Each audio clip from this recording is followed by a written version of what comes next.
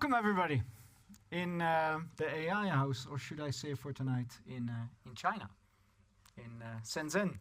I'm Sebastian Vase. It's really great to see you all in such big numbers. We're going to have a packed evening.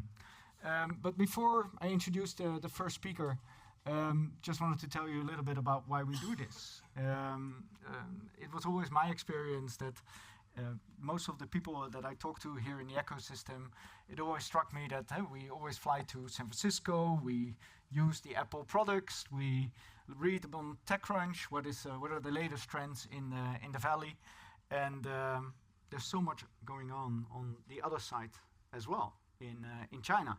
And of course, Prosus, we have a big stake in Tencent.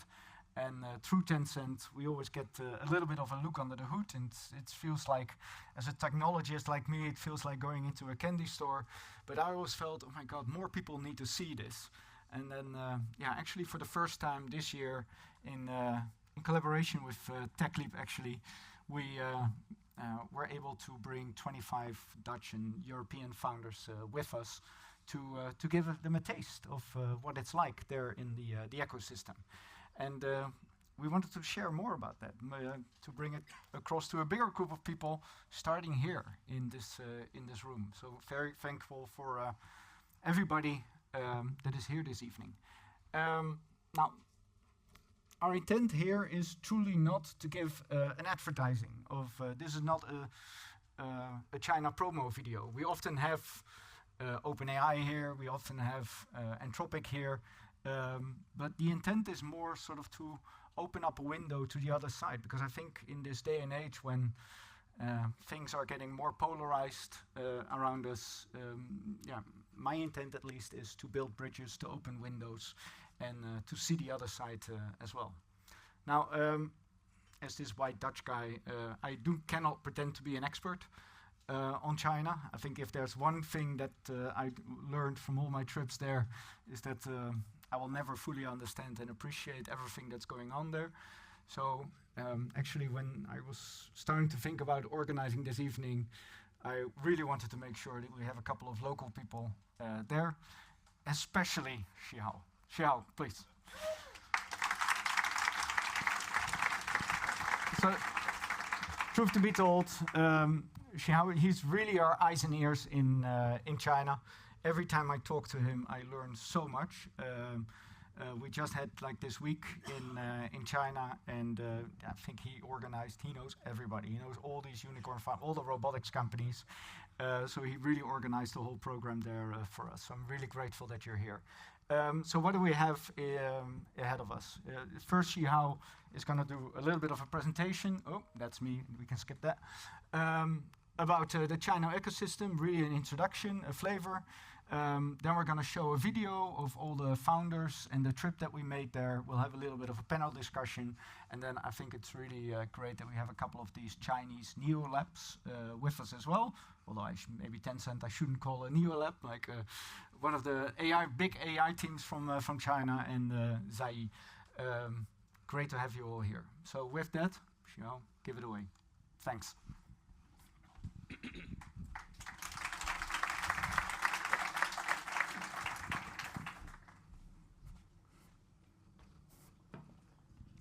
Hello, everyone. My name is Shusha, and really welcome everyone's here. And really appreciate to see so many people interested in the China topic. And actually, I just got here this morning. I took the flight from Shanghai to here and got this morning. So I can make sure everyone what I'm sharing today is the newly updated information. Yeah, but I'm also a little bit suffer about the jet lag. But I will try to bring my energies here, bring my Chinese energies to everyone's here. Before I deep dive into the topics here, I want to have a really quick service here. How many people went to China before? Raise up your hand. And how many people went to China in recent 3 years? How many people went to China in recent 1 year? How many people went to China in recent 3 months? Yeah, why I ask this kind of years? Because this is like the speed. Usually, the Chinese people thinking about, oh, which is the changes will happen. 3 years, 1 years, 3 months, maybe even 3 days. So this is the calculations we usually use. And I got the task here. I need to have a very broad China Tech one-on-one sessions here. But I really want to share today. Actually, it's the basic logics. Why Chinese companies winning in the domestic market? What kind of equations they usually use in the domestic market? And actually, last year, I spent almost 90 days in Latin America. Spent several months in US, spent several months in Africa, spent several months in Europe, spent several months in Middle East, spent several months in China. So I saw the whole world talking about China very, very frequently. And I saw almost every week the newspapers will launch the news related to China. So this is a very interesting. But the things I see is too extreme. We saw two totally different opinions about the Chinese market. Oh, a lot of the news said, oh, China now is leading the world. China now is conquered the world. Oh, China now is become the world factory. Almost 80% of the hardware is produced in the Chinese market. But another kind of a voice always saying, oh, China is always copy the best models, copy the best product, copy the best everything. So which kind of voice is true? Which kind of voice is the fake ones? Let me bring back to what really happening in China right now. I saw the hands. Some of the people never been to China, but I still saw amount of people have been to China before. But when we went to the Chinese market, we usually saw, oh, a lot of apps are blocked in the Chinese market. But there are still some of counterpart in China we can use. It's quite similar to what we use in the Western world, such as the WeChat in China we can use. It's very equivalent to the WhatsApp, but more functional. We, we saw a map. It's equivalent to Google Map. But we can also order the cars in the A maps. We can even order the food in the A maps. So we can see some of the quite familiar apps, but we can also see a lot of the differences between the similar apps. So this is what's happening in Chinese market. And also, there are a lot of pictures nowadays here.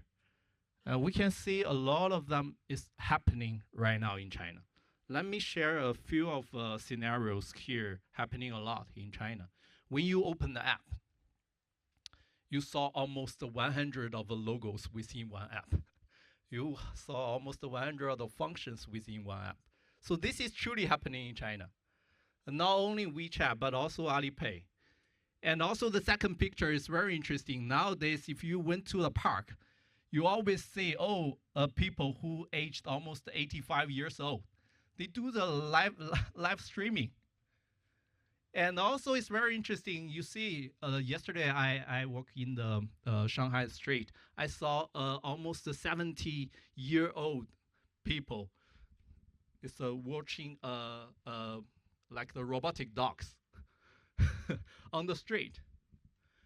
And also you can see last year, it's almost the last year. At the end of last year, there's an AI team win the world champion in China. The average age is 13.5 years old, the average age. The team won the world AI competitions in China. And also, it's a very interesting, you see the third pictures here. If you walking on the street, if you saw the car, counted, if you saw 20 cars, you will see almost 16 different brands. It's totally different here in Europe. And also scan to pay. Nowadays, if you went to China, you can pay by phone. You can pay by your palm. You can pay by your face. You can pay by your eyes. So a lot of different things happening in China right now. And also the fifth picture is Meituan's drone. And last week is the milestone for Meituan's drone because they deliver almost 900,000 orders in total. 900,000 orders in drones. And the last one is robotic in the real life. Nowadays, if you enter into the street, you saw the robotics, no one is quite curious about it because it's quite common. Everywhere is robotic. Everyone is talking about robotic. Everything is about robotic. So this is what truly happening right now in China.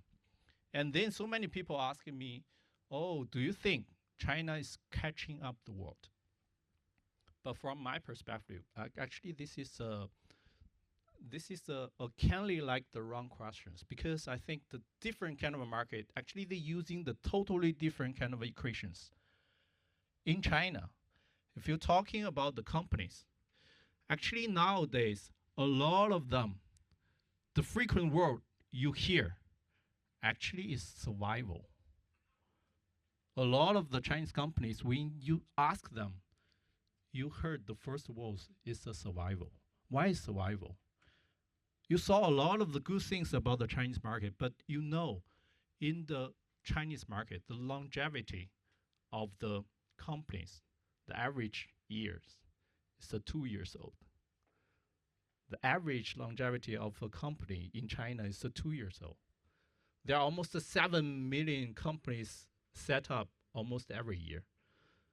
So in China, the basic logic is always supply is way bigger than the demand. So their methods of winning model is totally different from other market. So in China, it's not always the best product to win the market. It's always the speed beat the best product. So this is quite different. Oh.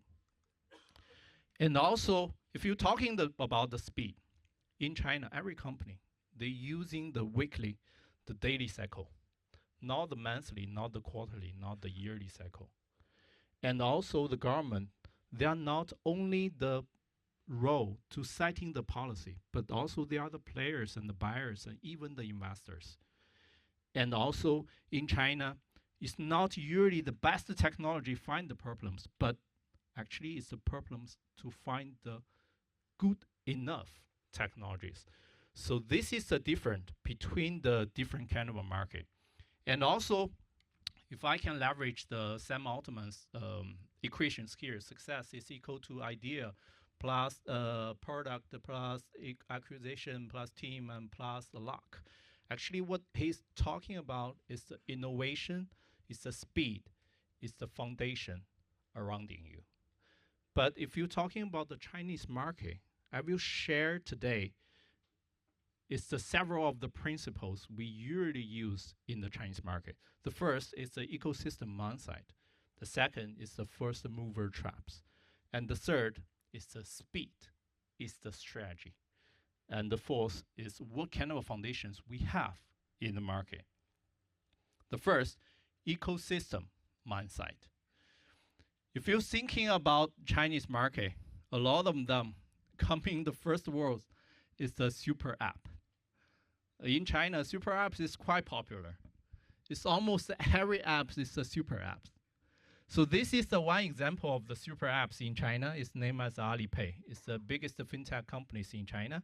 If you open Alipay, this is what you are seeing. It's almost 3 pages full of different logos, full of different functions here. And this is insane, right? I saw a lot of people no. So we can now find a lot of functions in the apps. Yeah, but why it's become successful in China? Because most of the Chinese internet companies, actually they are not coming from the PC eras. They are coming from the mobile eras. Imagine in the PC eras, if you open the laptop, one pages is usually one functions. One pages is usually one function. So you get more and more familiar with one pages, one functions. But in China, because most of the technology actually is booming in the mobile era, and a lot of them open the mobile phone, open one apps. Actually, they wants to solve everything in one app. So that's the reason why a lot of the Chinese companies, once they become popular, they are eager to add more functions within one app, more functions within one app. So you are not addicted to the phone, you are addicted to the apps they have. So it's almost everything you open is their apps.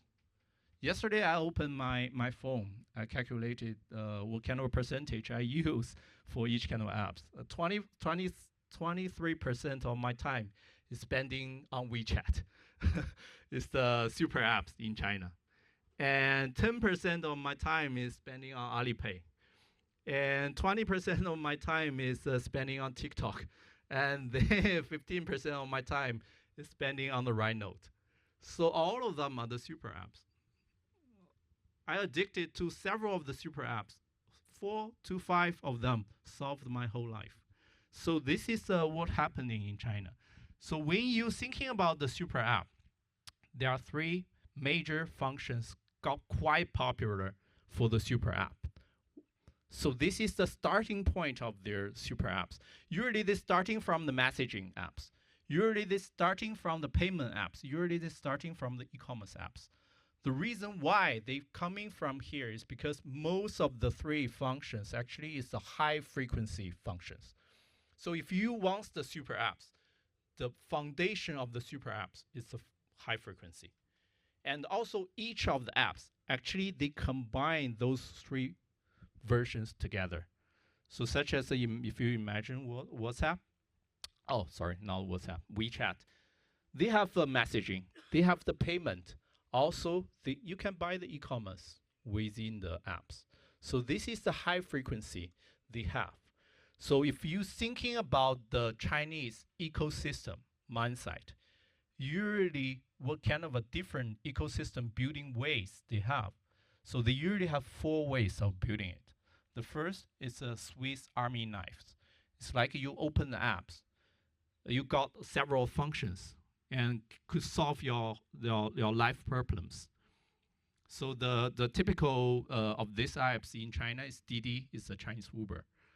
You open it, you can order the car, you can lend the money, and so this is, but it's within one app. The second app is called the second tab is called Family. Family, the typical version is a ByteDance, such as a TikTok, such as a Toutiao.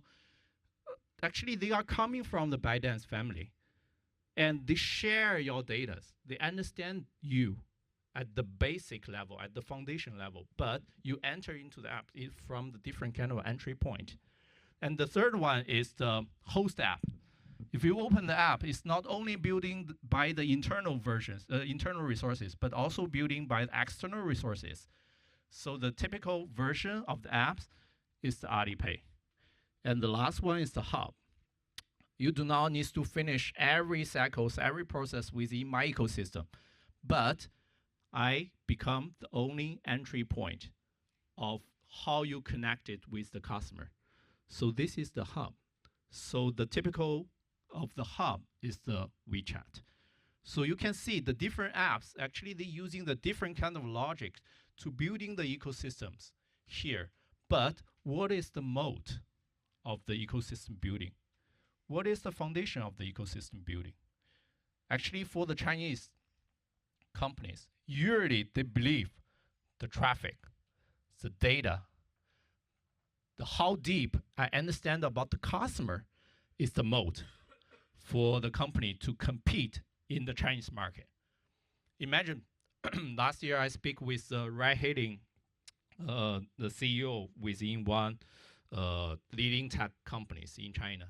I say, oh, why you do the sharing bags, not the traditional cars? Because you know, in China, if you use 1 bags per time, how much is it? It's a 0.1 RMB per time. So how you make the money? Ask them how you make the money. Because it's charged too cheap. But he told me, oh, actually, I do not even care about money. Because the sharing bags within my ecosystem, I was the enabler business. I was not the monetization business. If you're thinking about if I use the zero point 0.1 RMB to attract one new users, it saves almost $20 because we usually use $20 to acquire a new user. So this is the ecosystem man side. It's totally different from what we are seeing in other companies or other markets. So this is the first, the ecosystem man side. The second is the first mover trap. No, but actually at this session, I want to talk what kind of innovations the Chinese companies they focus on, because this is also totally different from what is the Western companies they are focusing on. If you're thinking about the innovation, actually you can, in China, you can thinking about two ways of doing it. The first is like this is a spreadsheet, but it's covered how the Chinese companies, they do the innovation. The horizontal line is like the channel. The vertical line is like the content they focus. So on the horizontal, on the content focus for the is each kind of internet companies they are doing. What is their focus on the map? So this is one way thinking about the Chinese innovation. Another way, actually in China, a lot of the customer-facing companies they only try to focus 5 problems here. The first is I solving the fast. The second is I providing more SKU. The third one, I solving to providing the trust to the customers. The fourth one, I providing to trigger the interest of the customer. The fifth one, I providing the most cheapest one for the customers. So this is usually the 5 ways or 5 motivations that the platform they focus on solving the problems. And also why I call it the first mover traps, because in China, most of the companies you saw on the previous 2 pages, actually they are not the company who created this kind of concept around the globe. But what they are focusing is the 1 to 10 and 10 to 100. So they are not focusing on 0 to 1 stage. They only focusing on the 1 to 10, 10 to 100 stage. So this is like the focus of the Chinese companies they are doing right now. And if you're thinking, there are a lot of the stories here. If you're thinking, who is the first company doing the e-commerce in China? Actually, it's the eBay. It's not Taobao. But Taobao winning the game. If you're thinking about who doing the coupon business as the first business in China, it's the Groupon. But who winning the game? It's the Meituan. If you're thinking about the ride-hailing business, the first one doing in China is the Uber. But who win the game? Didi win the game. Zara is the same, and Starbucks is the same. But why this happening in China? Because we're usually thinking that there's a sweet spot. One company needs to educate the customers at the very early stage. It's a 0 to 1 stage. But usually it costs a lot of the money. But after several of a group amount of the customer already accepted this concept, actually this is the scaling phases.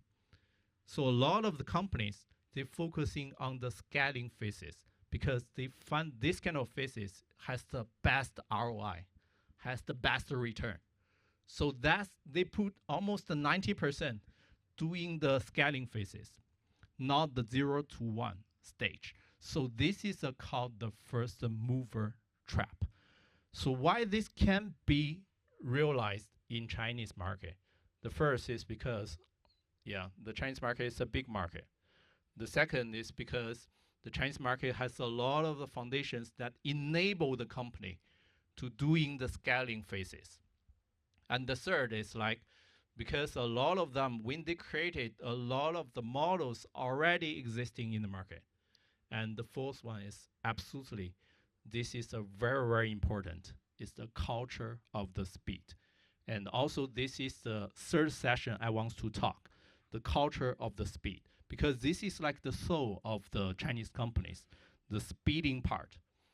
We visit Shenzhen in April, but imagine Shenzhen, the whole city, is building in a decade. It's building in 30 years. It's almost they building 3 floors per week. Last week when I was in Shenzhen, I already saw 2 new buildings that started to build, only after 1 month. So this is like the glance of the micro perspective. And there's another of the examples. Actually, this is Huaqiangbei. This is a slogan in Huaqiangbei. Morning design, afternoon prototyping, next day production, and global delivery within 1 week. So this is their philosophy of winning the models. And if you imagine why this can be true in the real life, they do not want to achieve maybe one step, big, huge steps. They do not want to achieve maybe 15% of newly updated compared to the last version. They only want to target it 1%, 2%, 3%. But if you're thinking in the long way, if I update it in the weekly version compared to update it on the monthly version, after 18 months, after 1 year, I may be leading the market because I updated more versions compared to you. And also, this is like the why it can be so fast. Because in Chinese market, it's easy capital and low barriers. Because in China, the supply is bigger than the demand and needs to be fast. And because there's a speed, there's a price war, and because there's the survival mindset here. I mentioned about Meituan before, but imagine when Meituan doing the coupon business, how many of the companies doing the same kind of thing? 5,000 companies doing the same kind of thing. And then 4,998 companies died. Only 2 companies survived. It's the Meituan and Dianping, and then they merged each other and dominated the market, and then they got a huge money back. I do not need to make the money during the competition period. I make the money after I dominated the market. So this is the logic. Imagine the EV. 2 years later, 3 years later, there are almost 500 EV brand in China. Now it's still 100 EV brand in China. But nowadays in Chinese market, the new cars, 98% of the new cars is the electric cars. So after I educated the customer, after the customer already accepted me, and then I win in the market. So this is like the speed, but this is like the pressure provided by the competition. Push me needs to be speed up. So this is like the speed license, but the speed actually is not only a sprint, it's a system. It needs to supported by the organization. It needs to supported by the mechanism. It needs to supported by your supply chain. It needs to supported by everything. And then you can achieve by the speed strategy. So what makes it all possible? The first is definitely the talent. If you're thinking about the talent, actually compared to Europe, even compared to US, China has more promising younger generations in this kind of a generation. And also the government play a really, really important role here. The government in China, they are not only the person who set the plan, they are also the person usually give the first check. They also usually the first person who buy the first ticket. Last 2 weeks, we visited almost 16 top robotic companies in China. None of them without government fund. All of them are government funded because the robotic, they cannot make money in a very short run. No private fund wants to invest in robotic in this time. But the government said, oh, you do not want to invest it? No worry, I can invest it. And then after several years, you saw the real result can coming off, you can come in. And also, if you do not saw the robotic value, okay, no worry, I can buy it, I can try it, I can iterate the robot, and then until it get to there. So this is the government role play in China. So they play several of the different roles here. So what we could learn from China, and don't fear about the crowded market. I already heard a lot of people told, oh, I want to find the blue ocean. But is there a real blue ocean here? There's a really popular saying in China: we do not need to find the blue ocean, and also we don't need to devote it ourselves into the red ocean. Now the perfect timing is we find the purple ocean. We find the ocean has the opportunity, and also in the ocean has the competition. So also using the ecosystem mindset. Not every business we want to set up needs to make the money. Thinking about the new business, how they can benefit for our main business, how we can leverage the different business together, and we can create the bigger stories here. And the third one is put the real effort into 1 to 10, 10 to 100. And also, I think this is become extremely important in the AI era, because the AI technology lower the innovation barriers, lower the technology barrier a lot. So this era, and it's really important to thinking about how to upgrade it from 1 to 10 to 100, even to infinity. And the fourth one, do not need to make it perfect. We can ship the product and test it and iterate it and ask the customers to give our feedback, and then we can be perfect next time. So this is like the mindset. We don't need to be 100% perfect.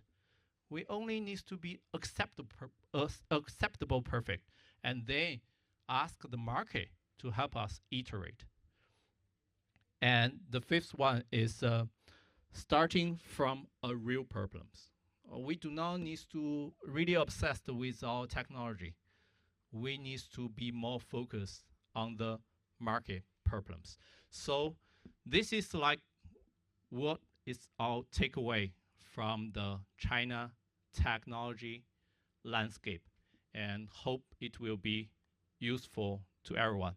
So now is our move, and I will leave the stage to Sap. Thank you.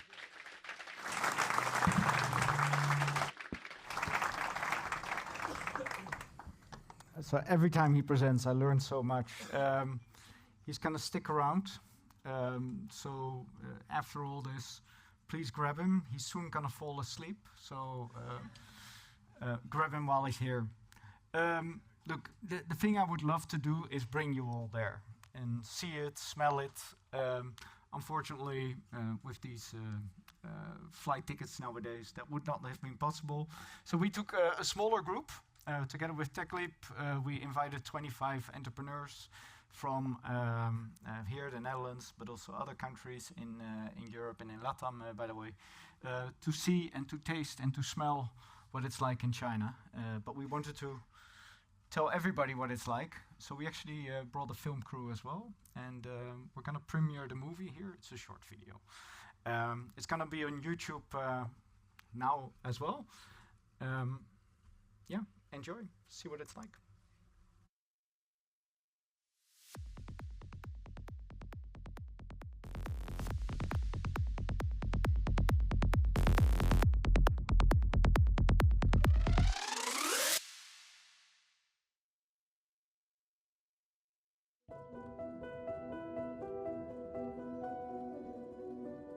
In a polarizing world, 25 founders chose curiosity. We went to China to listen, to learn, and to see for ourselves. We thought we were opening a window. We ended up looking in a mirror. Now you're ruining my hair moment. Because I didn't prepare. Maybe we have to summarize it a bit, but it's okay.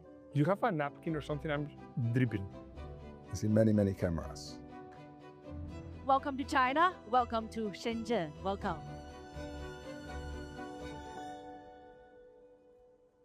Before this trip, what did you think you already knew about China? I expect that I already know a lot about China and how fast things are moving here. I did not know, to be honest. AliExpress, cheap things, copies. Very focused on hours and FaceTime and the 996 culture. Like mythical, faraway place. China was famous for copying. And today, China is definitely leading in certain areas. We're talking about the Shenzhen speed, building 3 stories of a building every week. 45 years ago, tiny fisher town, 50 million GDP. Today, 550 billion GDP. Well, you taste it and feel it everywhere here. You see the innovations. You see everyone moving with touchless payments everywhere seamlessly. The taxi drivers, the concierge, everybody is involved in technology. There is 95% of the cars electric. That you see self-driving cars on the street. They have drone deliveries. They have robot deliveries. It's absolutely insane. Was there a moment where you felt, oh my God, we're really behind? Yeah, that was the day, that's the moment I arrived here. I have been for the first time in my life in a meeting room where I think 10 or whatever number of humanoids walked in. I think that really kind of gave me goosebumps. And can you describe for me the electronics market? What did it feel like? It felt like infinite. Drones that can follow you, but here there are like 20 different brands and they are trying to compete with each other. Every single blue ocean strategy turns into a red ocean strategy in China. And so in other words, every new idea becomes super competitive really fast. We tend to look at China very much as, this state is driving strategy for, long term, where we underestimate the entrepreneurial power and the hyper competition here. So just build companies and innovate like crazy, and then a lot of them go under, and that's not a problem. In Europe, where we've always balanced speed with sustainability, here in Asia, what you're seeing is go break the glass, we'll learn, we'll figure it out, and then we'll put it back together. It's actually a socialism that uses capitalism to the max. And I think our big failure is that we tend to be very good at articulating what can go wrong instead of, hey, what is the opportunity here? As the Canadian Prime Minister said in Davos, will we have a seat at the table or will we be at the menu? China is 80% positive on AI. Europe is 80% negative on AI. If there's a new thing, there will be 20 competitors, but then it narrows down to 3, 4, 5, but these ones will be very strong in the end. The Chinese philosophy here is that what we learned is that if you compete very hard, only the best will emerge, and then those go internationally. It makes us also face some choices here in Europe.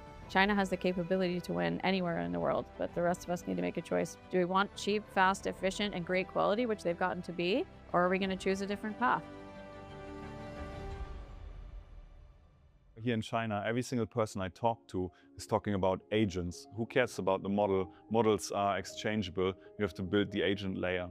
I don't think technology-wise they do something that is impossible to replicate.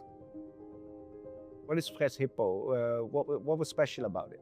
So they cut this store into 4 pieces, and then they put like belts, conveyor belts around the stores.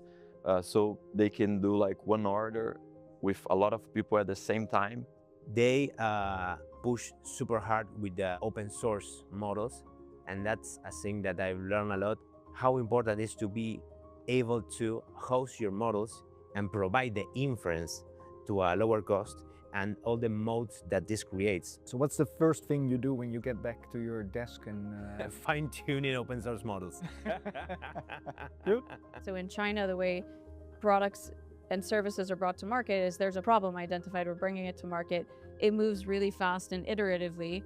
There are 7 million companies starting every year in China, and thousands of those are being built with AI. So your competitor is in a geo that you can't even fathom, is building at a pace that you have never seen before. If you haven't started really working on rebuilding your company processes around AI yesterday. Well, it's really time to do it today.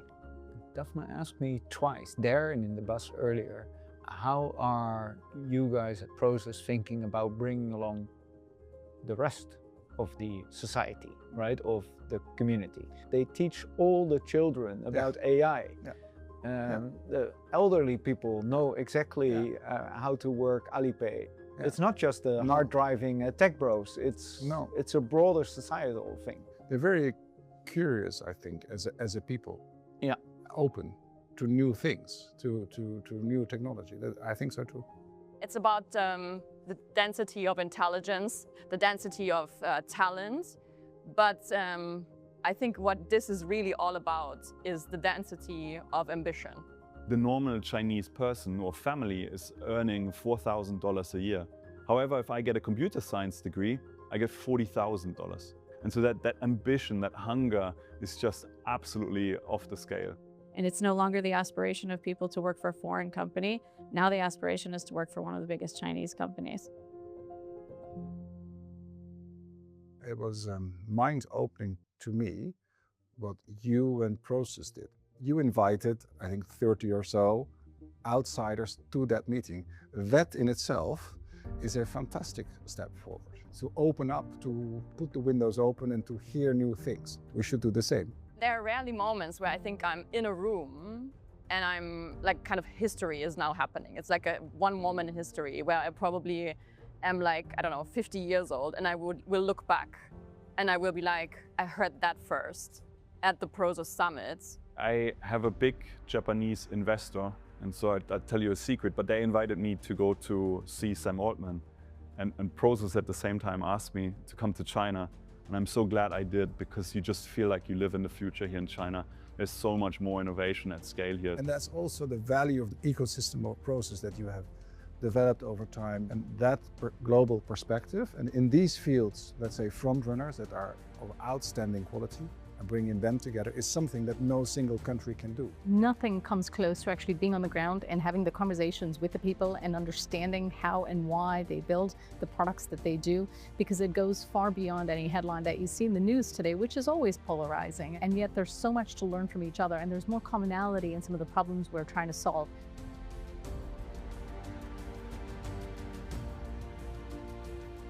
What can we do to lift up our own mentality, our own spirits? We need to be more selective for ambitious people. Speed, speed, speed. We are fast as a scale-up, but we need to challenge us. How can we be even faster now? I think we have no time for jet lag. We have not even time for this interview. We really need to act now. Any recommendations for people in government, politicians? I think we have the most advanced regulation for AI and the least AI. If we continue with that level of limitations, it is going to be very, very complicated to make things happen. Like, we have this obsession in Europe of putting regulation to everything. Well, the easiest one is to send our politicians to Silicon Valley and to Shenzhen, and basically see the pace of innovation and AI development in Silicon Valley, because it's still superior, I think. But then look at how how execution at scale happens in China. This was the first time I left China thinking they no longer see any other country or region in the world with any competitive advantage. When I lived there, it was like we buy our blue air and our air purifier from Sweden. We buy this thing from the Netherlands and this thing from Germany because that's quality. And if you're talking about health and your family and your house, you always go for a foreign brand. That moment's passed. I think it was 5:30 this morning. I hadn't journaled for 3 days, and I wrote almost 40 pages of my reactions of the last 3 days. And I think the experience has been so insane, so huge, that it's going to be an experience that as I go forward with my company, as I go forward with my life, I will continue saying, hey, that happened in China, or they do that in China that way. I still need to digest it. Like, it's been mind-blowing.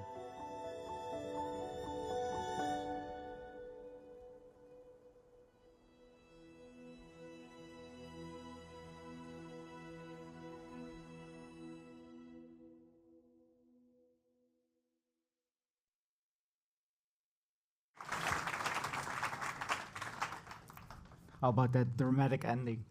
Oh my God. can I ask some of the people that were with us to come on stage for a brief interrogation? Constantijn? So we had a few Dutch people here.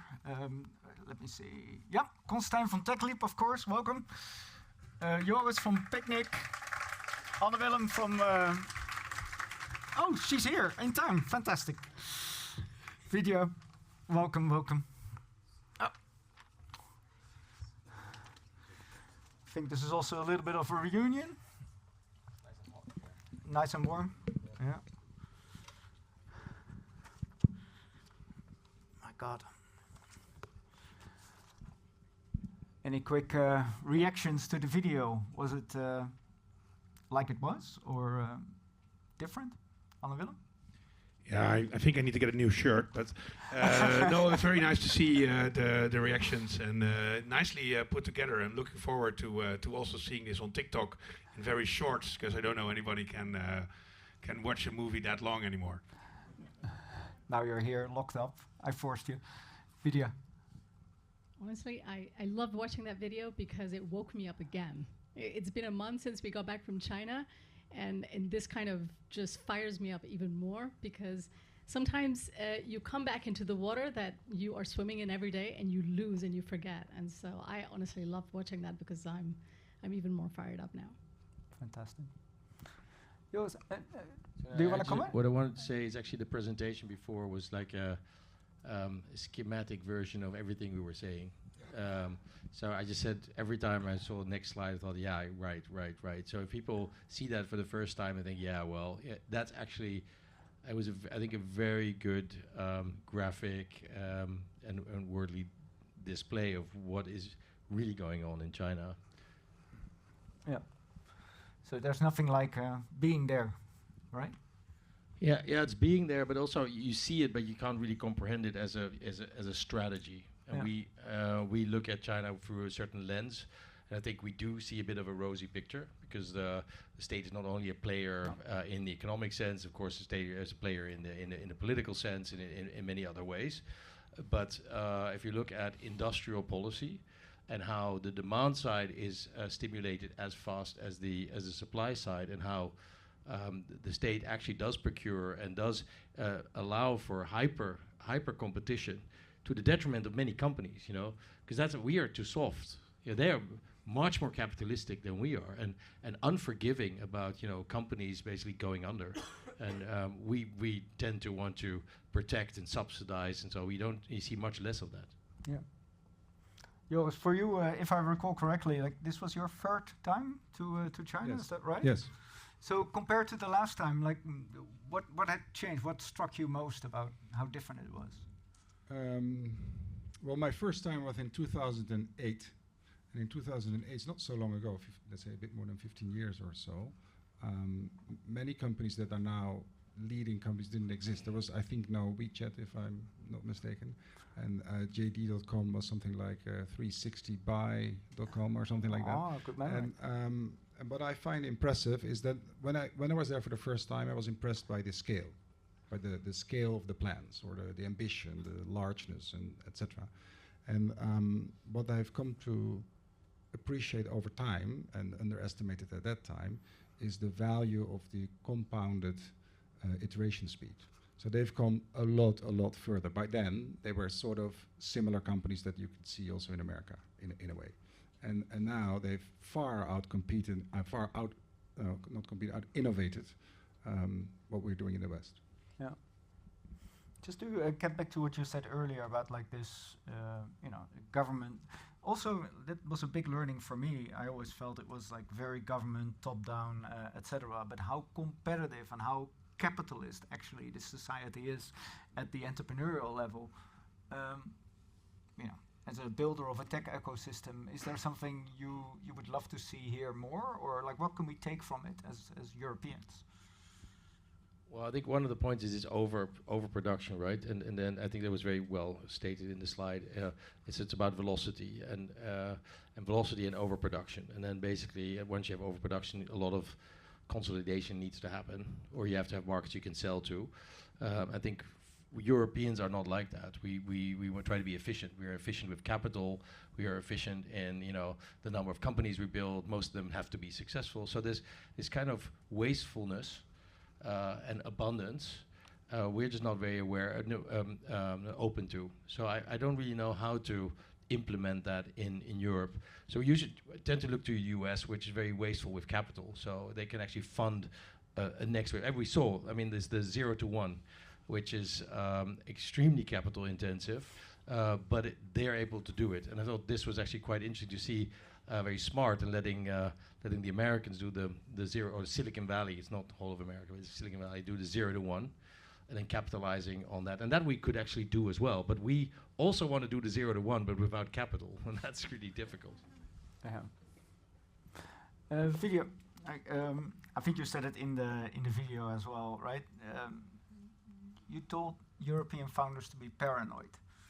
I still remember that quote very well. And then we had a do you feel people should be scared, or does it motivate you? Like, what's your take there? It's both. And a lot of you are probably in your seat thinking, look, these are Chinese companies. They're not coming to Europe. And you're probably right. But here's what's happening is people are watching China. And there are two people watching China. There's all of us here in Europe, and then there are the Americans. And then the Americans are freaking adopting what China's doing, working maniacally, iterating super fast, really allowing people to vote with their feet and watching what idea wins, and putting a ton of capital on the winners. And that's what we should be afraid of, because there's an American company being built every week that's going to eat our lunch, even if the Chinese companies don't leave China. And I want you to think about that, because a lot of people are like, well, Chinese do the Chinese thing. Yeah, but that type of thinking, everyone else is learning from. And we are just not learning fast enough from it. We're such a little bit of a compliant culture here. And what I want to add on to what Constantine said is, what I saw from the last presentation is the government is actively helping companies. They're the first investors. They're the first buyers. They're the first promoters. What do we have here? We have a lot of speed bumps, brakes. Oh, I don't have the capital. Wait, here's all this regulation. You must follow. So I'm a mom. The analogy I'll give you, it's a little bit like someone there is on a racing bike, and then my parent is like, and this is the Indian mom in me, my parent is like, wear your helmet, wear the knee pads, wear these shoes, and by the way, take your 6 cousins along because you all have to go together. That is how we are sent to the races here. And literally, it's a global race. And I wish the governments will wake up, because if we have a shot in this race, we need more help. Hallelujah. In terms of strategy, I still remember us standing on the electronics market, and we discussed what they called here the blue strategy versus the red strategy, right? So blue strategy is, okay, you try to find a niche where there's little competition. Red oceans are like the hyper competitive, and the Chinese don't mind, right? If it's an opportunity, they go all in, and who wins wins. And you started to doubt whether that was the right way forward, also given what you do yourself. Can you reflect on that also as a European? Is that what we should pursue in Europe, or? Well, I guess if you're for a system, this for competition works quite well, and sort of may the best man win. And if you think about the current soccer match, it's great for the FIFA that it's super competitive. If you're a fan, you want your company to, or your team to win. So as a founder or as an investor in a company, it's more interesting to bet on a horse which is going to win a race, which it can win, than competing with all these red in this red ocean where you don't know yet who's going to win. I liked, very interesting, the comment here, like there are no blue ocean. Everything we will turn into a red ocean. I think that's very much a principle of the moat. So really Warren Buffett's concept: is there a defendable moat? And I think a company like ASML has a massive defendable moat, because it's just very, very, very hard to get to that point. And same with like pharmaceutical companies. I think what we do in payments, it's very hard and complicated to understand it. So there's kind of sort of an implicit moat to do this. So I think for some, clearly industries where the moat is apparently not as big as we thought, for example in automotive, this works. But I think in other deep moat companies, it's very hard to do this. And you probably will still see people coming up with a blue ocean strategy and be able to win there. Yeah. And Europe as a whole can probably also come up with some of that. If you want to compete as Europe, what we're very good at, leisure, having a nice time, things look very good, but it's very livable. So we have great talent moving from Silicon Valley or from China who want to live here. And they maybe don't work 80 hours, we but should they're very accelerate good. in what we're good at, right? So Yeah, more we had a- holidays. No, but I think you can Working attract people 10 and talent to with 4. that. And I don't believe that the Chinese people, for example, when they get to a higher wealth level, that they will continue to work as hard. They're also catching up, and once they're there, I think they'll also start to enjoy other things. But this is actually an interesting conversation we had around the pursuit of happiness, and it's actually quite a fundamental concept in European philosophy. It's why are we doing all this? Well, you want to be happy, but what is happy? And we had this conversation, and we found that our sense of individual happiness was not really supported in China. There are other things people are striving for. So it's being recognized, it's social status, national pride. So these things are of course much bigger drivers of ambition than happiness, because ambition might lead to all this speed is probably not going to make you happier. No. Or not for some people maybe, but not everybody, not all your employees. So this kind of notion that in the end we're doing it for happiness, it might be an outcome in China. I don't know if they're ever happy and ever will then relent on speed, or that it is a different state of being. And I think, so it made me realize that we are more of an end state society and economy, but there's never an end state, because hopefully we still have a few 100,000 years ahead of us as a planet and stuff. But we are more of an end state, and we find it really hard to give up what we have achieved, and we probably will have to give up some of that to keep guaranteeing a lot of the good things we have for the future.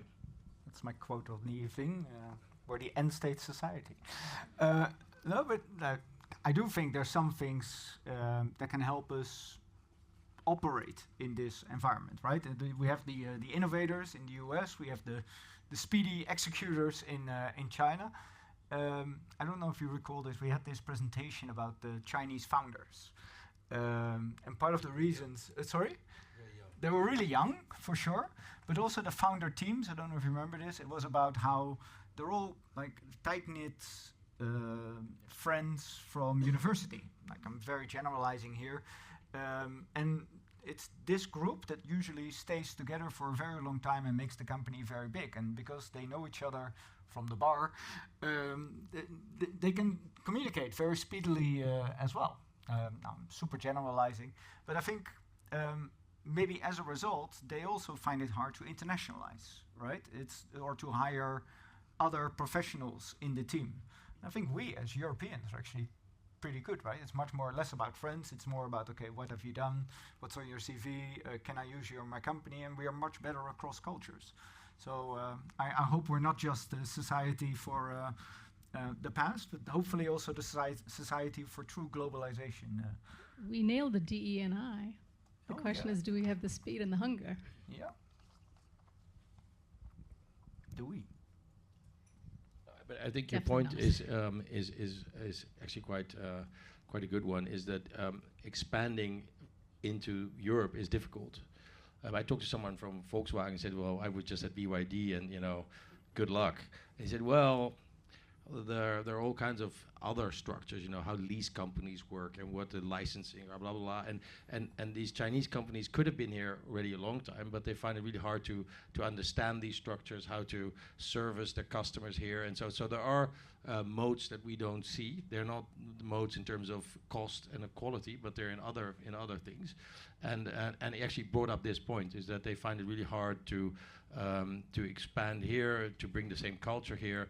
And so maybe it is true we need to slow down and make it, because with that speed and our slowness, they might find it really hard to establish themselves here.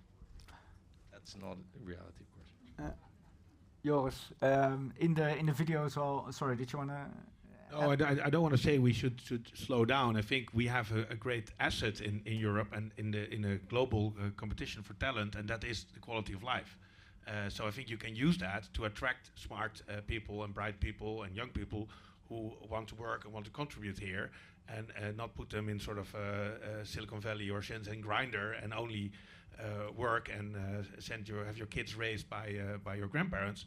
I think if we use that more, see that as an asset to attract people, and they still okay if they work 45 or 50 hours maybe occasionally, and get 25 or 30 holidays. I think that's still fine. It doesn't need to be.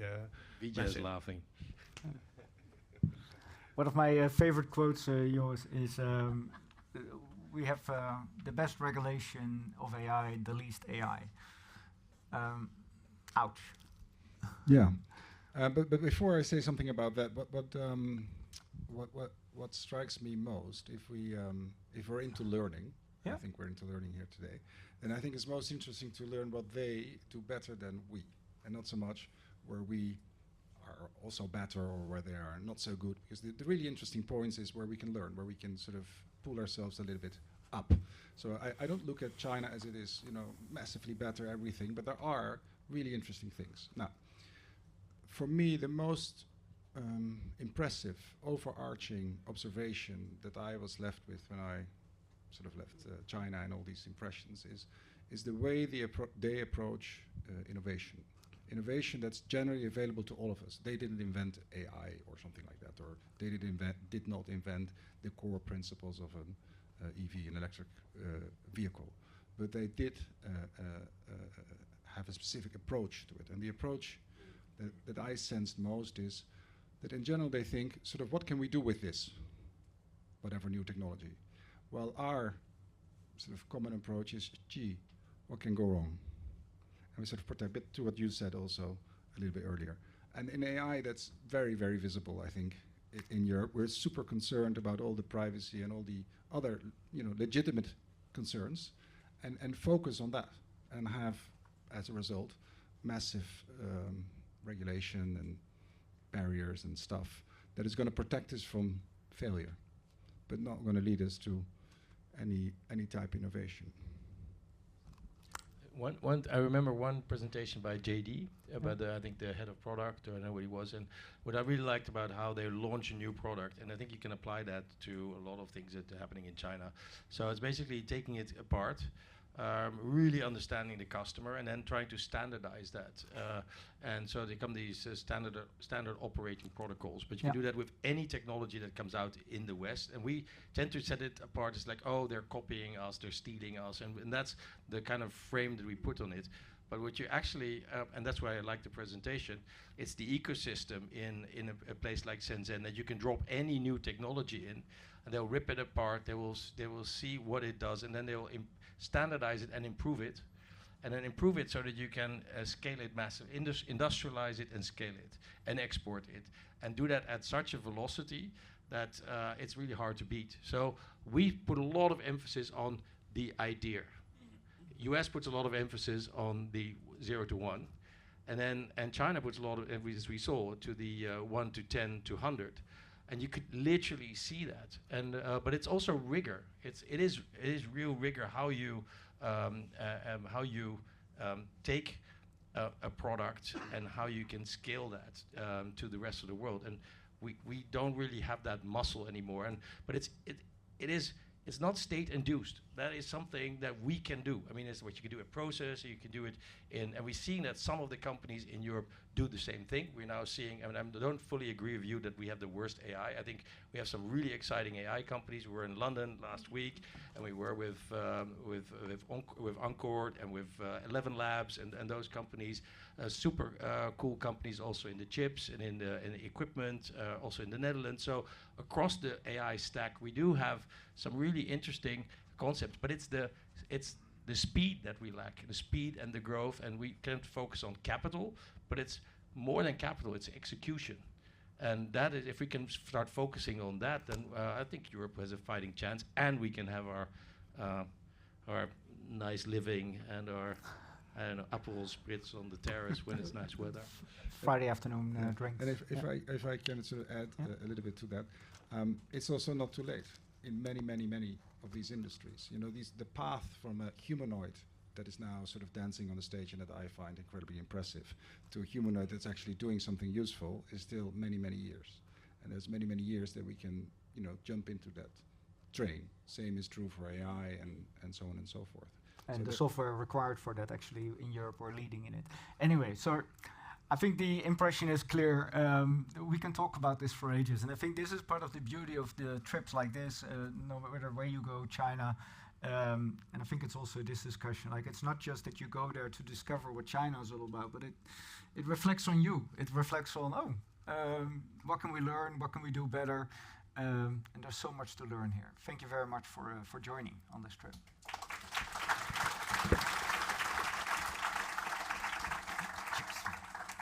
Thank you. Yeah. So with that, that was sort of the current status. Let's go to the even more to the future. We invited a couple of our dear friends from China to come and present of some of the stuff that they're working on. And I wanted to ask my dear colleague Zukov to introduce the bunch. Do you have a? No.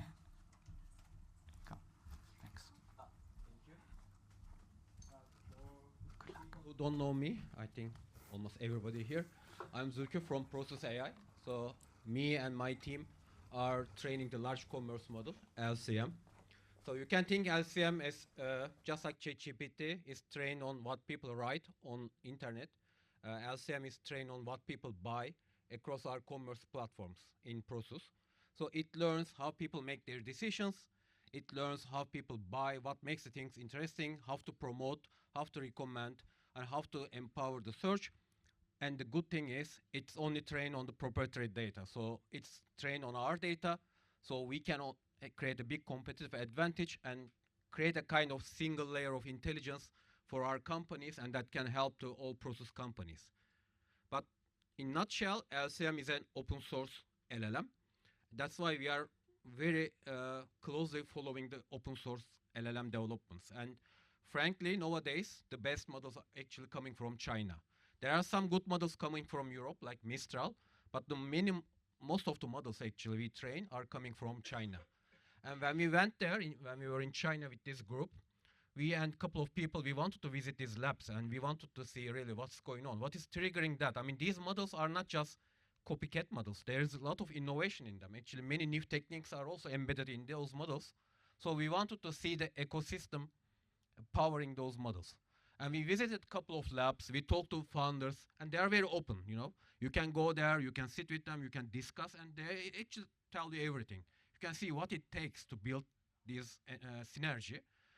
And the one thing impressed me most in China, I mean, all these robots and everything, okay, they are nice, but what I got impressed is the ecosystem, the people who built those models actually collaborating with each other. Like you see, there's somebody who is a professor and his student is the founder of another lab, his supervisor is another lab. So they're all kind of ecosystem and they are working together. So they're helping each other. And because they think the market is big and there's a lot of things to do, so they kind of move together. So that I got very impressed after seeing that. And it's the kind of opposite what we do here. I mean, imagine OpenAI and Anthropic, they want to destroy each other. So also the probability here.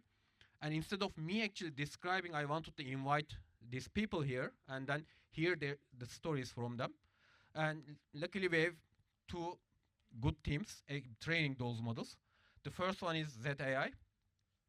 Actually, they are the first LLM company in China, I think 7 years ago, but Jimmy will tell the story.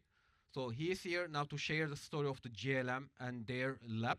And after that, we will move with the Tencent, and they have a really good team training actually the frontier models. So we will hear their story. I think that it will be more concrete, like what it really takes to build this kind of AI ecosystem. And Jimmy, are you around? Yes, thank you.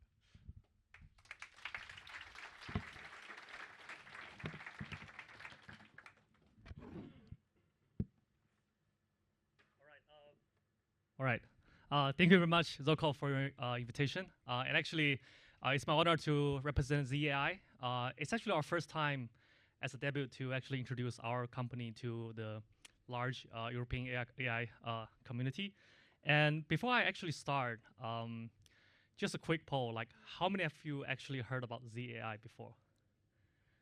Wow, not bad.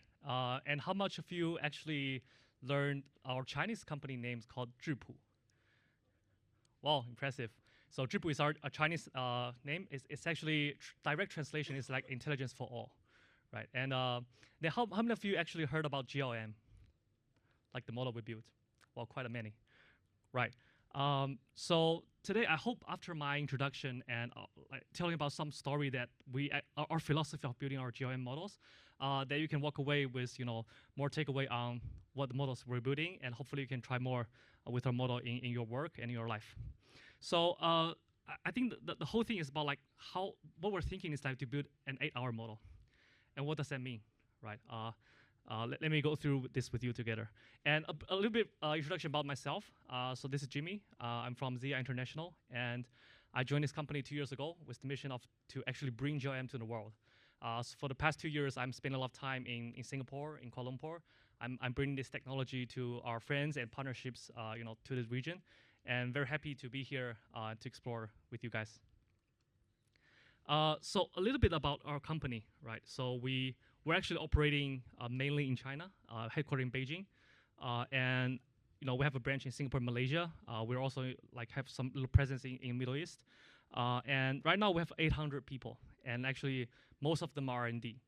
And one question always I'm being asked is that, hey, then what's the researchers, like how many researchers that takes you to build like a foundation model that is, a frontier foundation model?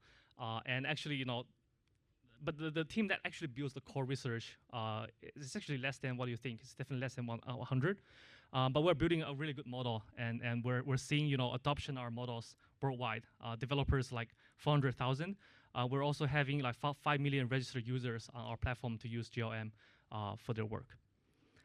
And the story Zokov actually mentioned is very interesting, right? So basically, our company is a spin-off from Tsinghua University, headed by Professor Tang. Professor Tang is one of the professors who have done this research for many years. We started in 2019, and we're actually the first company in China who actually built this 10 billion parameter model, and we open sourced it back in 2021. The ChatGPT moment actually came in the late year of 2022, right? And if you go to the GitHub, you can actually find our GLM model, the first one being open sourced in 2021.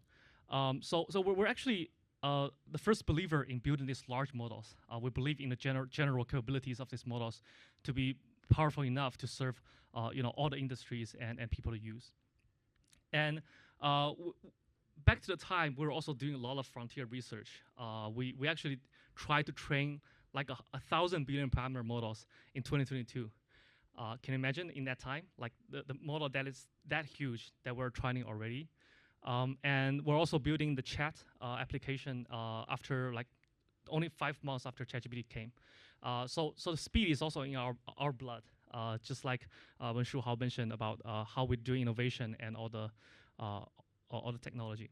And very luckily, we've gone IPO'd in Hong Kong this year in January. We're proud to be actually the first independent LLM company who goes public in the world as well. Sorry? It's in Hong Kong. It's called 2153. Yeah, you can take a look. Yeah.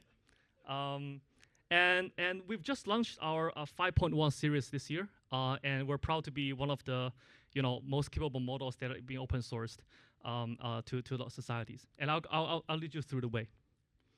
A little bit introduction of our founding team. As you can see, they are basically professors, chief scientists from Tsinghua University.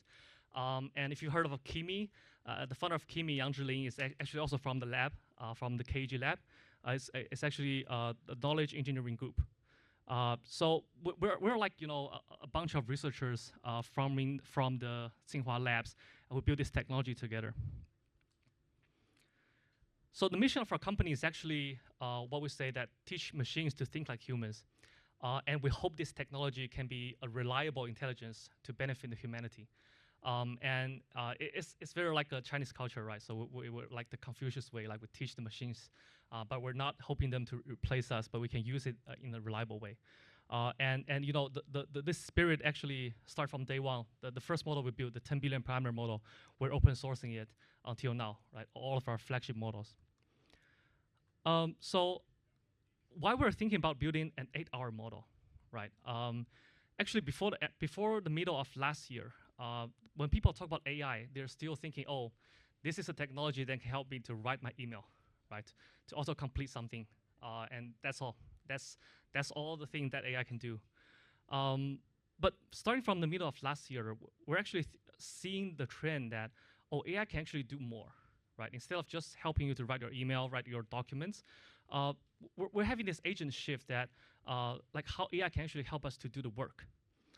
So the whole research and the model evolution, starting from the second half of last year, is actually how we can build agents, like agentic models that we're referring to. And then when it comes to this year, right, not only these agents can do the work for you, but can they be reliable? Can they be like a reliable technology and agents that can help you to do some work that you can trust on? So that's why like a model can actually run in a long horizon tasks. Like they can plan themselves, they can do the task themselves, they can reflect on the task they're doing, and then do it again, right, to correct themselves, are becoming more important and more important.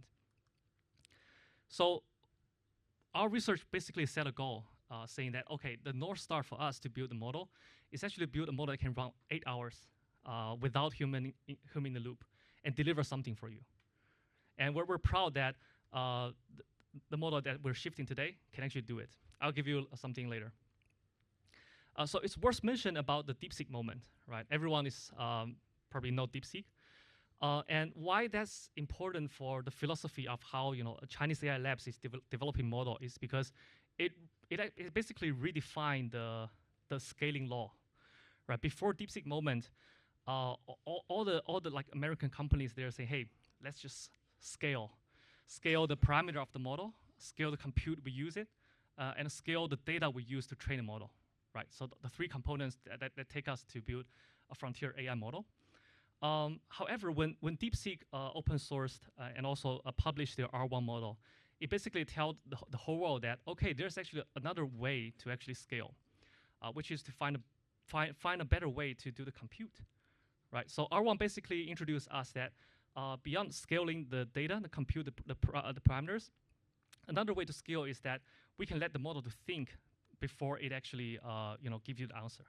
Right, so it actually gives the model like a more room to actually do the compute, so that the answer it gives you actually is better. Right, so this is actually a very, very good showcase that when we have limited compute, limited data, sometimes we can have a better way to actually scale the intelligence that we're building.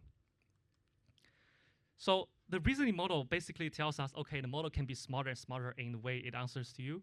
But at ZEI, in our research team, we're thinking, so how we can actually make this model, do the work for us better, right? How the model can actually interact with the world, and the direction that we're definitely pursuing is actually, we believe that when the model interacts with the world, the code is actually the way it interacts. So because they're just so good at using all the tools online and all the stuff, so we believe that coding and agentic capabilities are where we should scale this model. And by saying agentic, it basically means how the model can use all the online tools, right? They can do the tool calling and to use all the tools to help it deliver something for you. So we're proud to launch GLM 4.5 in the middle of last year. This is basically we have bet all of our resources on to build a model that's really good at three things. Right, what called ARC, it's like agentic reasoning and coding. And as you can see, for all the benchmarks we're using here, we're evaluating how good it is at these three capabilities. And we're proud when the model released, right, we're basically benchmarking against all of the frontier models to ship this model. And after we ship GLM 4.5 back to the middle of last year, then our goal is actually how we can build this model to be a reliable project manager. Right, not only just doing something for you once, but doing something for you in an iterative way that it can actually pen itself. So we've done a lot of research and iteration for GLM 4.7. We're giving it a capability, what we call like preserved thinking, right? So in the multi-turn, nowadays when you talk to the AI, when the agents talk to the models, there are multiple terms, right? It's not only single term. So in different terms, it can actually preserve the thinking from the last term, so that it can become a more reliable project manager for you. And when we actually launched Jump 5, right? What we're doing is that we're actually taking a lesson from the DSA that DeepSeek actually published in the research. So this kind of new attention architecture also gives the model the capability to choose what are the memories that it needs to pay attention to for the context, so that it can also giving you like better understanding of the previous context. So these are actually the pathway that we're developing the model. So when Gem 5 launched February this year, we're also very proud to be, if you look at it as like Gemini, OpenAI, Anthropic, and our GLM model in a general intelligence benchmarks.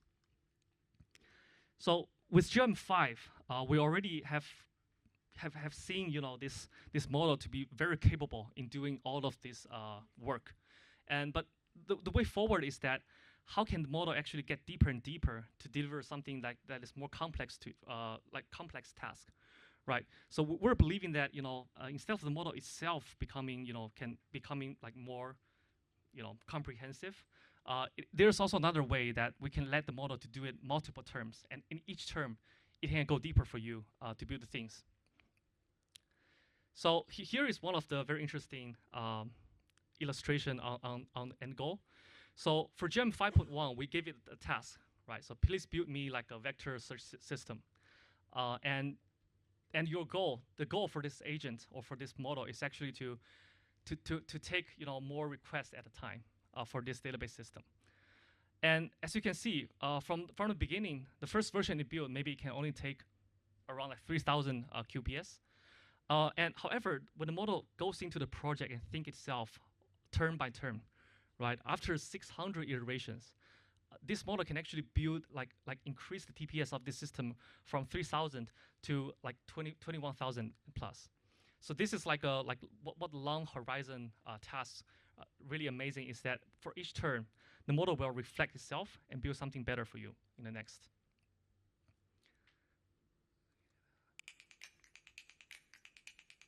So here's another pretty cool illustration. We finally get a model that can work 8 hours for you to build a Linux desktop system with the apps being built inside.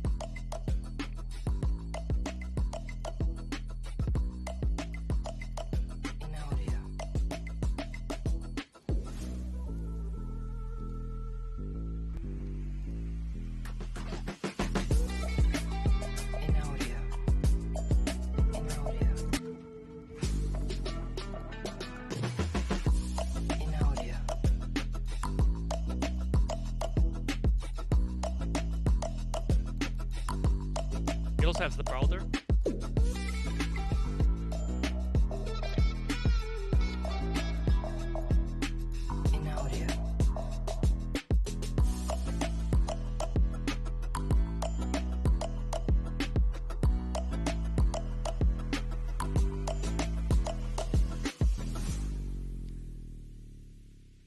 So finally, we have a model that can actually execute 8 hours to build a Linux system for us with 20 apps built in. So these, so we're proud to be in this ecosystem for all the model labs in China. We're not working alone. So if you pay attention to the open source leaderboards or whatever, you can see a new model coming every 2 weeks, right? So the iteration speed and the competition is real. But we always learn from each other by open sourcing, right? So when DeepSeek V4 just launched, last month, GeoM 5.1 still leads in all of the capabilities, and we're proud to be there. And the other aspect I want to touch upon is about the cost of this model we're building, right? So if you look at the capabilities of our model, especially in doing the things for you, right? We're proud to be against, let's say, against the Opus 4.7 level kind of model. But the cost side is only 1/5, right? It's only a fraction of the cost. So what does it mean, right? Especially for building the task, like for all of the engineers, right? So basically, they can either try 5 more times on the iteration, or they can just save 80% of the cost. And I think that's the beauty in the era of tokens. And this is something that we're really proud.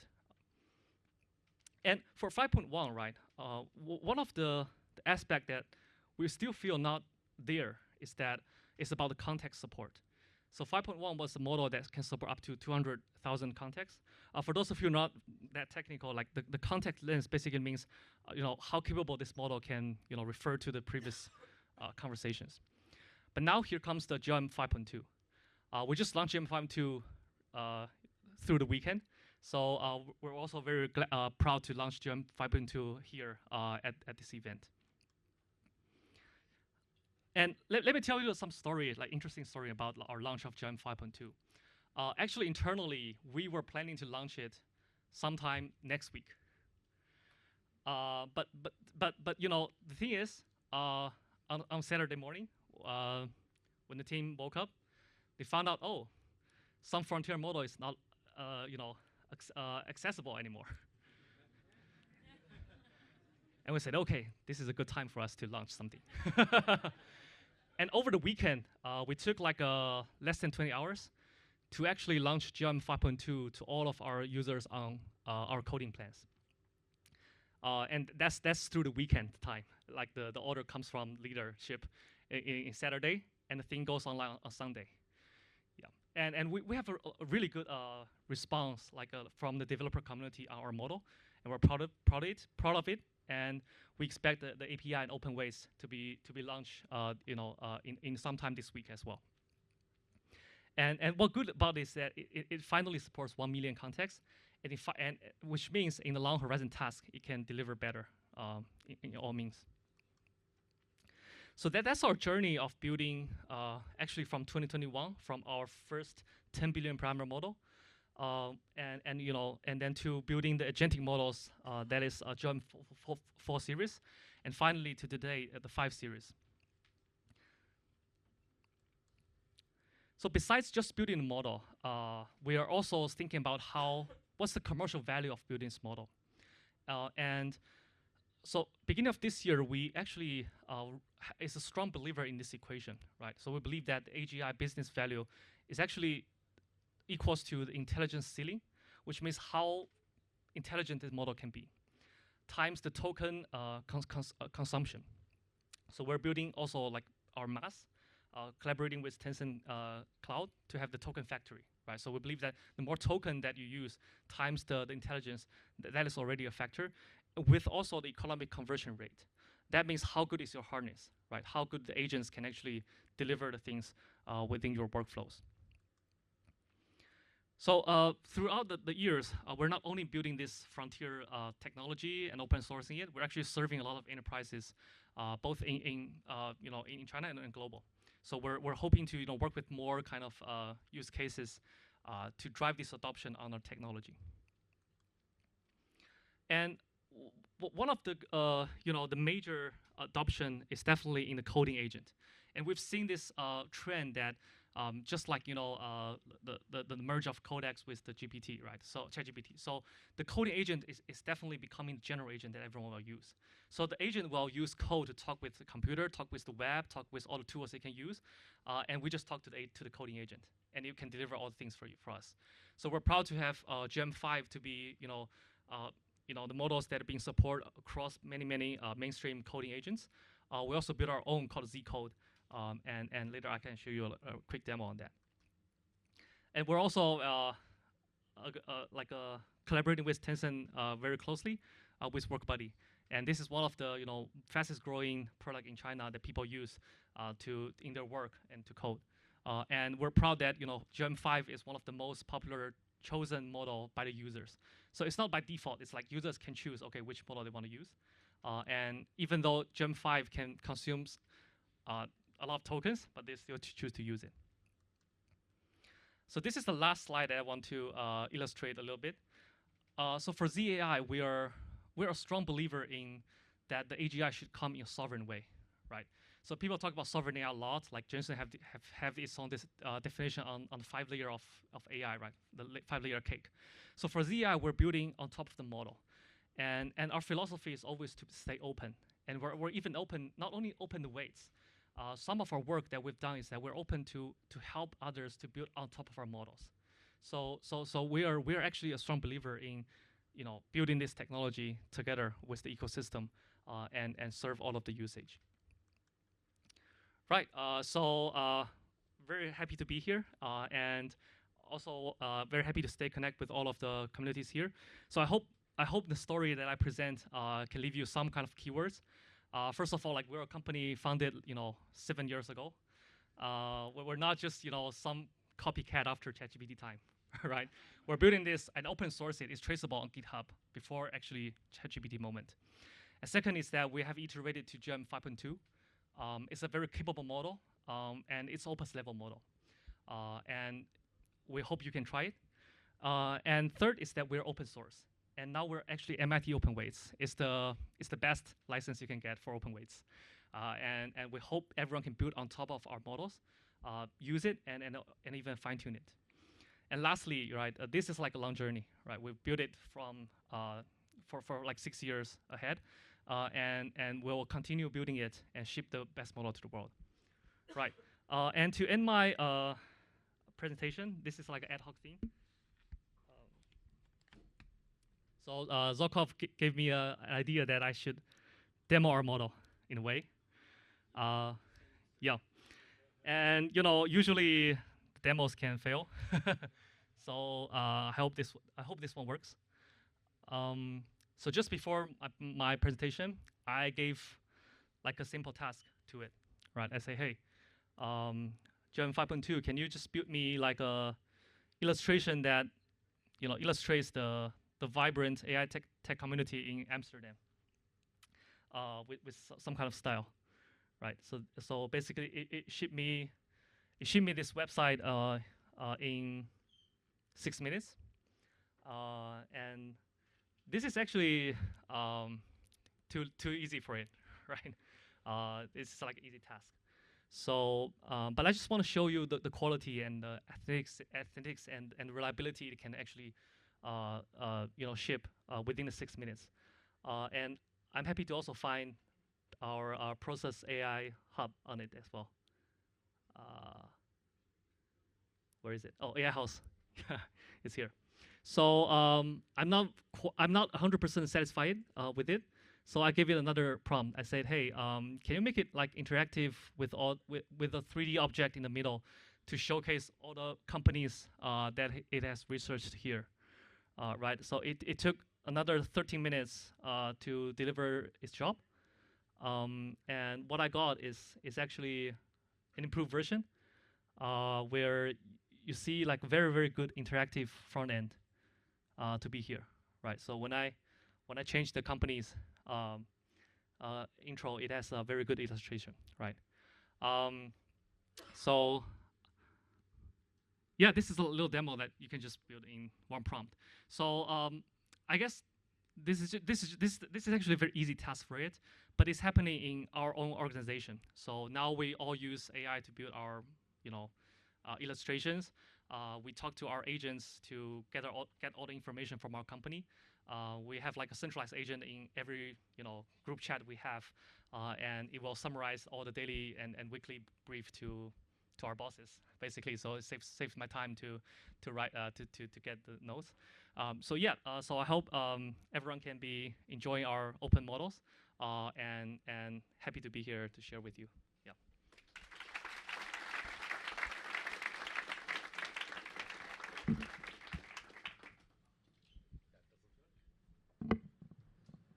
Thanks, Jimmy. We cannot wait to try the model. That's great. Thanks for sharing.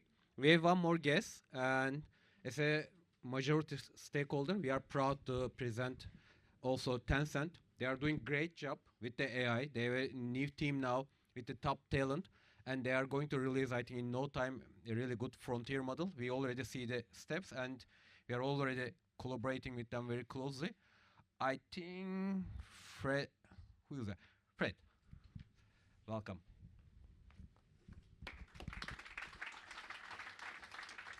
Thanks, Zukov. This is actually my colleague Eric, who's standing over there. He wanted me to do the opening instead. And we have Moon later. He's a researcher as part of Tencent's HY model team.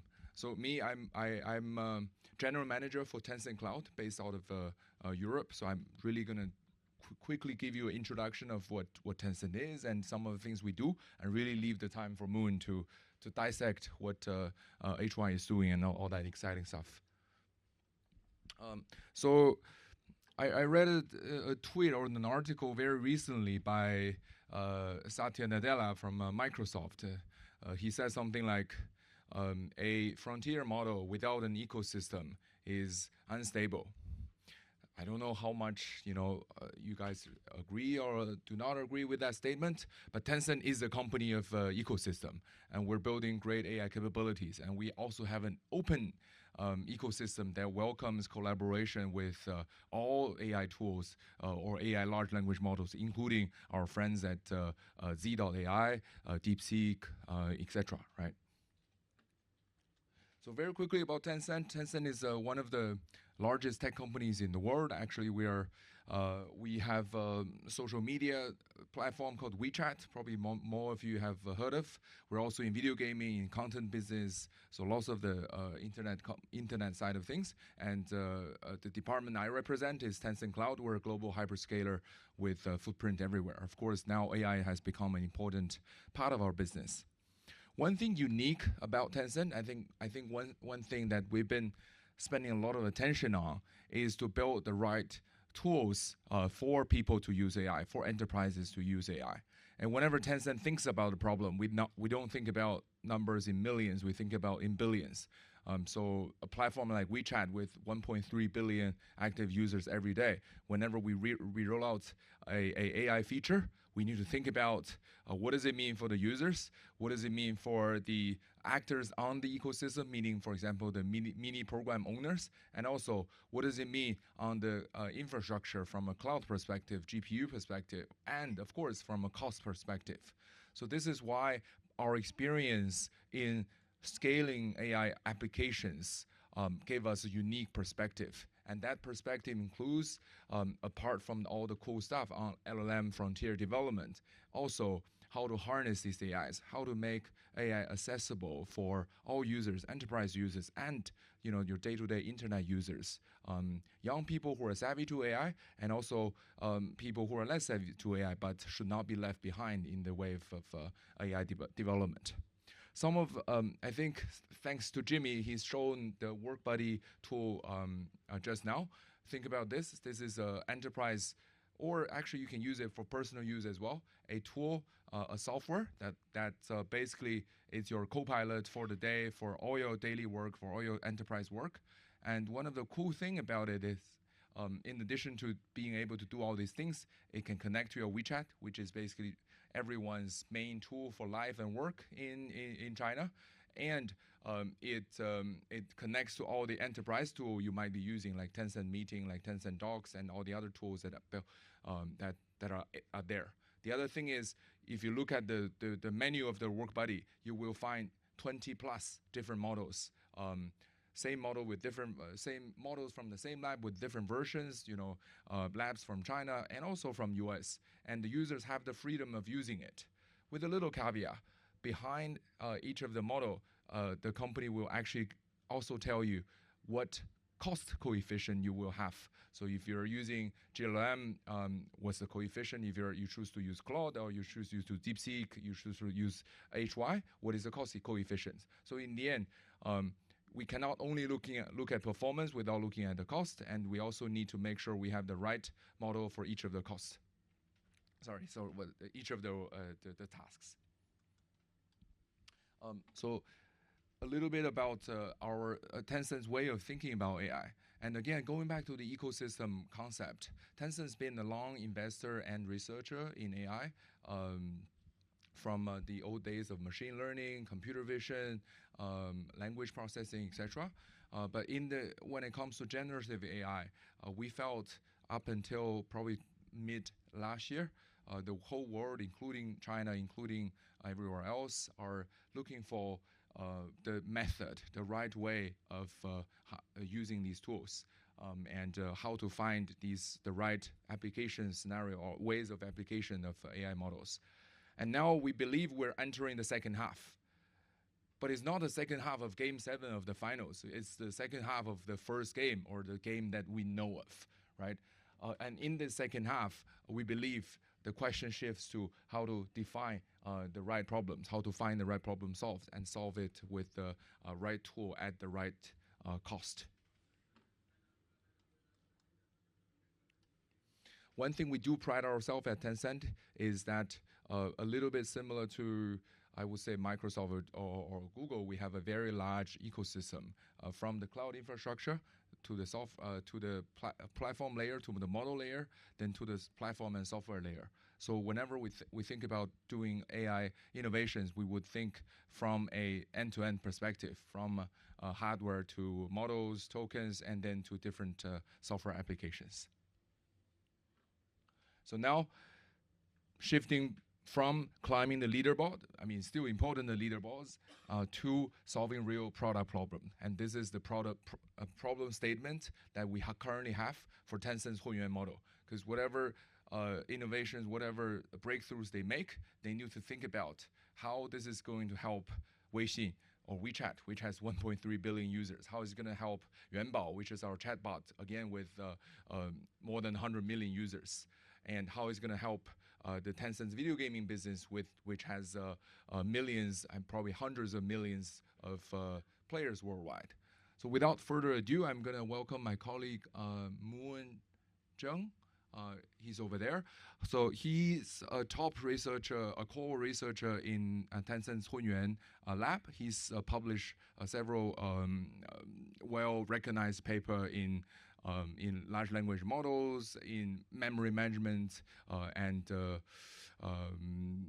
yeah, welcome, Moon. You're gonna share something about the history and some of the frontier thinking process of HY. Welcome.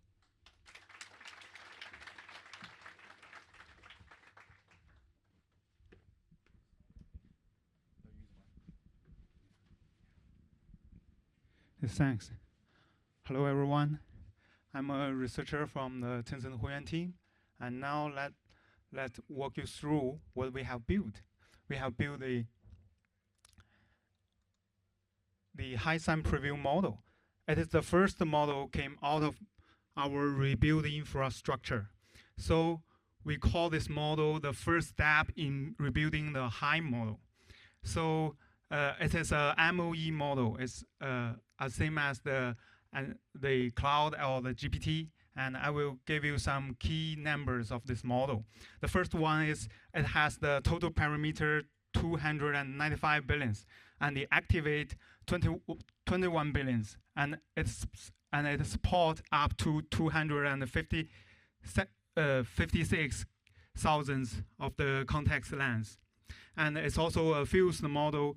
It combines the slow and the fast thinking budget. You can imagine that this model can answer the question for the direct responser, or it can have a deep thinking of the chain. And I have to emphasize the three design principles. Yeah. Okay, I can see that. Yeah.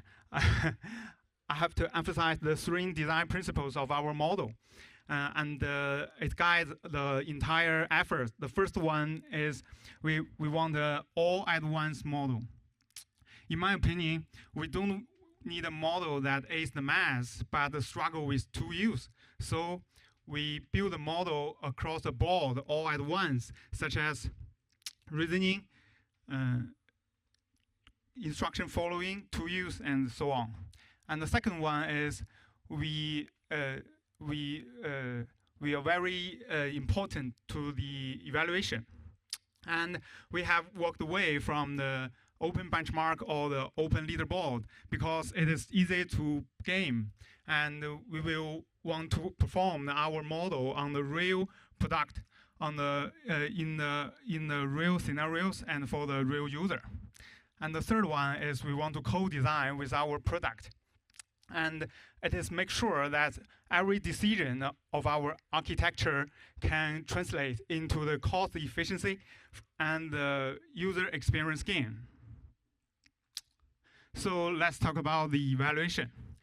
The open benchmark or the open leaderboard, we all know it has problems. The first one is it is easy to game and it is easy to cheat. And the second one is the higher score on the open benchmark does equal to the capabilities of the models in the real product. And the third one is it has some data leakage and we can cheat it. So in our opinion, we want to have a stronger model than the open benchmark. So what we focus on instead, the first one is we build our self-evaluation suite called CL Bench and the CL Bench Live. It is inspired by the group chat scenario. And the second one is we use the Tsinghua Qiuzhen PhD math exam and the Chinese High School Biology Olympic as the reasoning benchmark. And the third one is we conduct the grade release in our Tencent products and we collect the user feedback. And the most important thing is we emphasize on human eval and we are open-ended questions instead of the multiple choice the accuracy. So in my opinion, our model is to believe that if the one model just if it can't outperform on the product, but it has a higher score on the open benchmark, it is meaningless. So let's see what is the real performance of the model. The first one is the reasoning capabilities. And we can see that we use the Tsinghua Qiuzhen PhD math exams. It is a PhD candidate, the exam. It is for the one of the China's top math exam, and it is published in this year, and so it is impossible to hack.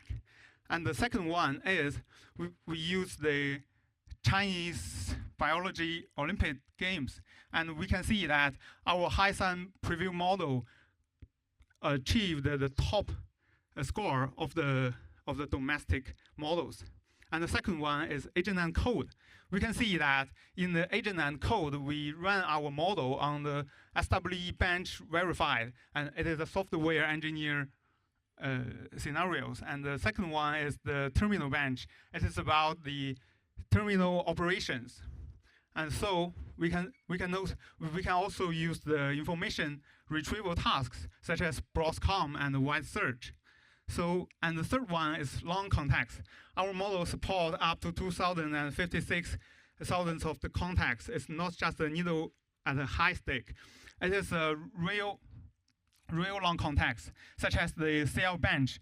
It have a messy context, and it has a complex multiple steps instruction, and it also has an ambiguous constraints. So the second one is we want to support our models to variety of the agent frameworks such as OpenCloud, OpenCode, and KiloCode, and so on. So it's just like they said, we internal. The most important thing is to go to the better performance on the product than the single benchmark. And I want to share some context about the timeline. I think it's very remarkable. And during the November of the last year, we made a bold decision. We want to rebuild our infrastructure. And in the January of this year, the infrastructure was ready and the model trainings began. It's about 10 weeks in, our model is live in the Tencent products. And we collect the real user feedback and we just directly flowing in the training pipeline. So on the April of the 23rd, we open source the model of Hunyuan San Preview.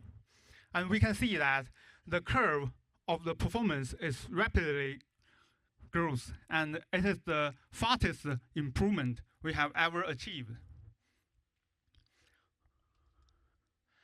And the stronger model is one thing. If we want to build a useful model, it has three qualities have to match. The first thing is affordable, and the second thing is fast, and the third thing is widely adopted. Let's see about the strong. Our model size is not as bigger as the cloud or GPT, but we can see that in our size of the model, we lead the top performance. And we call it intelligence density. Yeah, we define this is the strong of the model. And second one is fast. We can see that we measure the model in the code body, work body.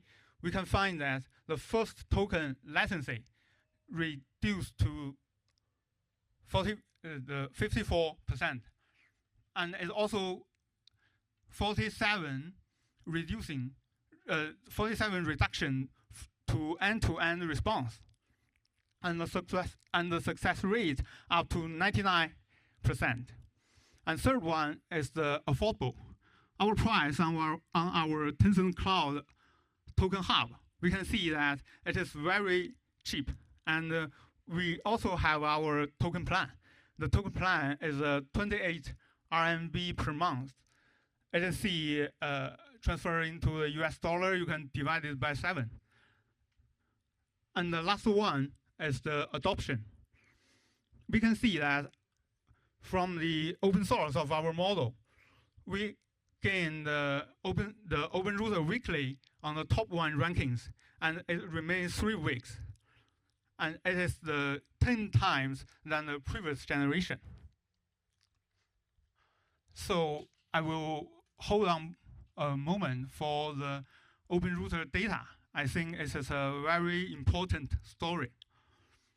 The first one is we have the #1 position for 3 weeks. And to the subcategory rankings, we can see that the first one is the position of the 2 users is the first. And it is the battlefield of the main agent. And the second is the programming. Our code generation fixing is also hit the #2. Here is a critical point that our model gained the first because of our accessible free. So when the free is ended, our model is still on the first position for a long time. And this is a picture I got 2 days ago. We're still on the top. So let's see what's the return of the co-design with the Tencent product. We can see that in the code body, work body, we have the huge improvement of the performance. And for the Tencent AI PPT, we can see that we have the faster and we gain the higher success rate. And to the agent flow, we can see that we can drive a very long strategy up to 495 steps. And we also have many more products running our models, such as Yuanbao, Weixin, QQ, Game for Peace, and so on. So let's close this section with 3 examples. Let us see what the high-sum preview really does in our product. The first one is a mini program game generation. You can see that it is generated by the highest rate, and the users input just a little bit prompt called "Give me a puzzle game with the following bricks." And the second one is mini program app generation, and it is also generated UI and backend logic. And the third one is the financial report. We gave the model a huge annual financial report. It has hundreds of pages, and we can see that it can give us a structured brief. So that's all. Thanks. But what excites us most is it's still a preview vision, and our final high-sum release is on the way. So it will get a huge improvement by the millions of the user feedback during this time. So let's see. Thanks.